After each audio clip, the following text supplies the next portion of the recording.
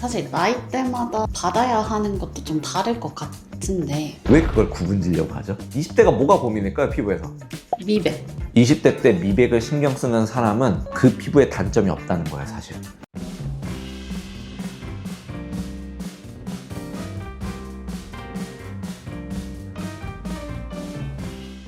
요즘에 피부 관리 좀 한다고 하시는 분들 사이에서 스킨 부스터가 피부 관리의 끝판왕이라고. 근데 사실 저 같은 일반인들은 검색하면 스킨 부스터, 스킨 보톡스 막 이렇게 나오는데 너무 헷갈리더라고요. 그래서 쉽게 설명해 주실 수 있을까요? 스킨 부스터가 뭐냐고 물어보는 거는 나한테 흥미거리라서 일도 끌어내질 못해.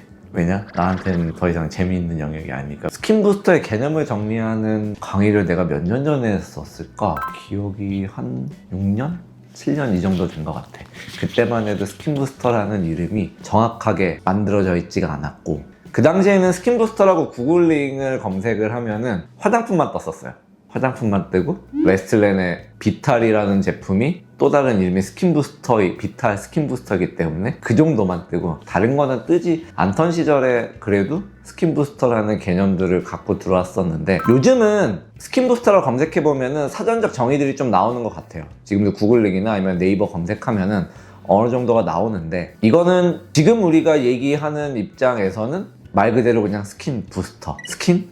피부를 부스팅하는, 부스팅이라는 거는 한 단계를 조금 보충해 주거나 좋게 만들어 준다는 뜻이잖아요. 베이스가 있는 상태에서 하나를 좀 업그레이드 해 준다? 피부를 조금 좋게 만들어 주는 어떤 시술? 사실 피부과 영역에서 하는 모든 시술이 피부를 좋게 만들어 주는 거잖아요. 그래서 조금 더 좁게 들어가야 되는 것 같아요. 요즘 우리가 하는 스킨 부스터들은 피부 중에서 진피층 아니면은 살짝 진피 하층 이 정도를 환경을 좋게 만들어주는, 이 진피 환경을 업그레이드 해주고 좋게 만들어주는 시술들이 스킨 부스터이지 않나? 라고 생각을 해요. 그리고 요즘은 이제 스킨 부스터에서 조금 더 한 단계 업그레이드된, 업그레이드는 아니고 조금 더 생각의 전환이 된 제품들, 예를 들면은 콜라겐 스티뮬레이터나 바이오 스티뮬레이터나, 현재 우리는 콜라겐 스티뮬레이터나 바이오 스티뮬레이터의 시대에 살고 있다고 생각을 하거든요. 그래서 스킨 부스터는 조금 유행이 지나갔었을 수도 있는데, 그래도 우리가 피부과 영역에서는 가장 중요한 시술 중에 하나가 된 것 같다고 생각을 하고요. 예전부터 있었어요. 제가 맨 처음 시작하던 시절에는 PRP라는 시술이 있었어요. 자가 혀를 뽑아서 그거를 다시 원심 분리를 돌려가지고 거기서 플라스마 리치드한 용액을 다시 만들어서 그때는 얼굴에 그걸 다시 인젝을 해줬었거든요. 요즘도 해요. 요즘은 이런 PRP를 조금 업그레이드해서 뭐 줄기세포 치료다 이런 식으로 이제 많이 얘기들을 하고 있는데, 제가 처음 미용을 시작하던 시절에 스킨 부스터는 그런 제품들이 있었던 것 같아요. 근데 그때만 해도 뭐 여드름 재생 치료나 재생 쪽으로만 조금 썼었고, 피부 퀄리티를 좋게 해준다? 이런 개념이 완벽하게 들어가 있지는 않았었기 때문에, 그 다음에 우리나라의 스킨 부스터라는 개념이 확장을 하게 되고, 예를 들면은 붐을 일으키게 된 거는 리쥬란이라는 제품이 등장을 하면서부터 스킨 부스터의 시작이 된 것 같아요. 리쥬란은 이제 PN이라는 성분이죠. 진짜 센세이션하게도 이 진피 환경 개선을 해주는 제품이 나옴으로써 그때부터 뭐 필러가 아니고 이런 스킨 부스터?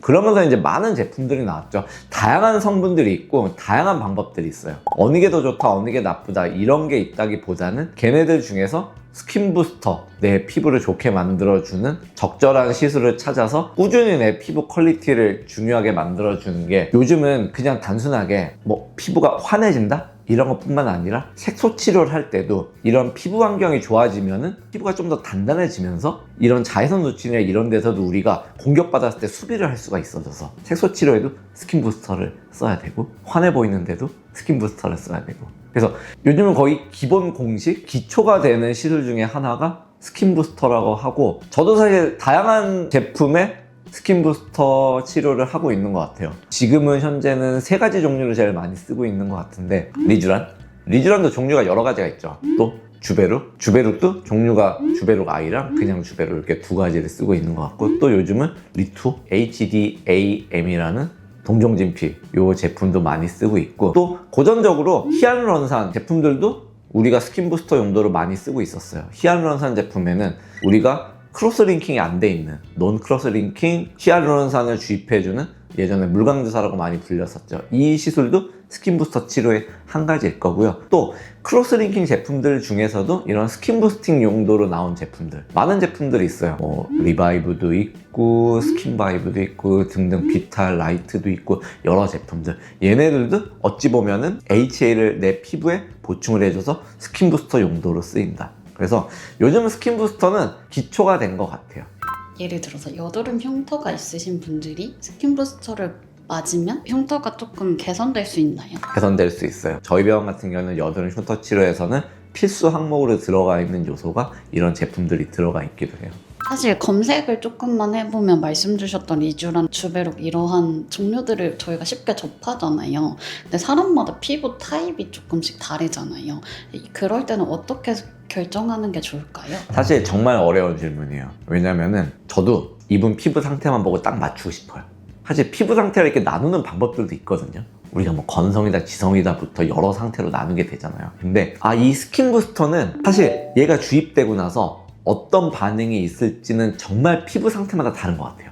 그리고 같은 분 피부 상태도 예를 들면 1년 전 상태랑 지금 상태랑 1년 뒤 상태가 또 다를 수도 있는 것 같아요. 어떤 분한테는 이 스킨 부스터 제품이 좀 더 효과적이고 어떤 분한테는 또 이 제품이 좀 더 효과적이고 이런 게 있어서 사실 이거는 좀 적용을 해가지고 내 피부에 맞는 제품들과 시술들을 찾아서 그거를 좀 꾸준히 해주는 게 좋다라는 생각을 저는 개인적으로 갖고 있어요. 그러면 사실 나이대마다 받아야 하는 것도 좀 다를 것 같은데 추천해 주시거나 이야기해 주실 수 있을까요?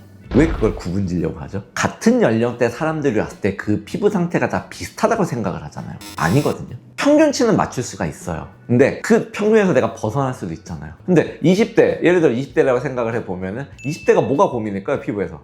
미백. 미백. 네. 되게 좋은 얘기예요. 20대 때 미백을 신경 쓰는 사람은 그 피부에 단점이 없다는 거예요, 사실. 자, 20대 어렸을 때 여드름이 10년 이상 방치된 친구가 있어요. 그 사람은 여드름 흉터가 엄청 많겠죠.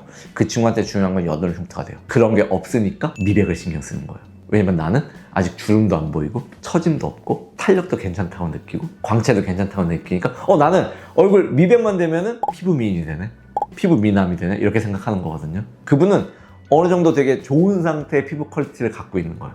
그래서 내가 하고 싶은 얘기는 모든 건 케이스 바이 케이스다. 왜 진료를 통해서 의료진이 판단해야 되는지 설명해 주시면 좋을 것 같아요. 보통 요즘 미용하는 병원들 가면 원장 진료 안 보죠. 사실 이 얘기가 며칠 전에 의사들이 있는 커뮤니티에서 저번 주였던 것 같아요. 회자가 됐어요. 어떤 얘기냐면은 원장 진료하는 병원은 바보다. 왜 바보냐? 원장 진료를 하면은 상대적으로 병원 내에서는 매출이 높아질 가능성보다 매출이 낮아질 가능성이 높아요. 보통은 소극적으로 방어 진료도 하게 될 수가 있고, 그리고 의사가 진료를 하면은 그래도 저는 모든 의사 선생님 그래도 비슷하다고 생각을 하는데 과잉 진료 안 하려고 생각한다고 생각을 하거든요. 그냥 이 정도까지만 됐지 이렇게 생각할 수가 있고, 아니면 오늘 내 몸이 힘든데 이 정도만 해야지 이렇게 생각할 수가 있고, 그분한테 다 필요한 거 다 얘기 못 해줄 수가 있거든요. 정상적인 진료를 한다고 생각을 하면은 그 말 맞는 것 같아요. 근데 병원이, 물론 우리 병원도 제가 오너니까 돈 벌어야죠. 돈 버는 거 맞아요. 근데 돈 버는 것만 목적은 아니잖아요. 아무리 내가 하는 게 미용이라고 하더라도 그래도 이거는 치료의 목적과 그 환자를 좋게 만들어줘야 되는 목적이 있다고 생각을 하거든요. 그러려면은 여러 가지 임상 경험이 있고 어느 정도 공부가 된 사람이 그거를 판단을 해서 플랜을 짜야 된다고 생각을 해요. 그래서 저는 항상 원장 진료를 좀 고집을 하는 이유 중에 하나가, 그래야 제가 판단을 할 수가 있잖아요. 제가 이분 피부 상태를 체크를 하고 아니면 또 이분의 니드를 체크를 해가지고 이분이 원하는 것들을, 그 원하는 결과를 만들어낼 수 있는 플랜과 시술과 설명을 해드려야겠죠. 그게 이제 제가 하는 진료거든요.